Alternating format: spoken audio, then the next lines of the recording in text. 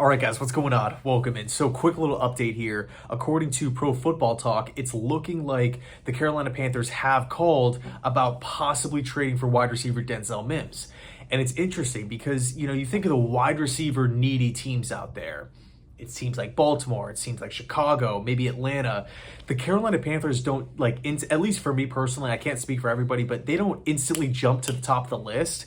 Because at the end of the day, they do have Robbie Anderson, they do have Higgins, they do have DJ Moore. Okay, Terrace Marshall, still a young, I know he hasn't really blossomed fully as a wide receiver, at the professional level, but there's still some likable traits there. He was drafted pretty recently. Carolina, are they in desperate need of a wide receiver?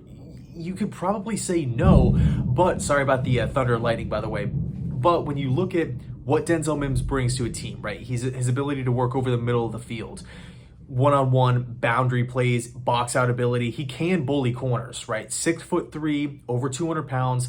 Denzel Mims, I know it hasn't really worked out when we take a look at the numbers, overall playing time with the Jets, but man, he can still be a productive receiver. So now you're thinking Carolina, okay, if they've called, they've already inquired about Mims, what's the plan going to be? What are they willing to give up for him? I think I would say anywhere from a 5th round pick to a 7th round pick, maybe a futures pick.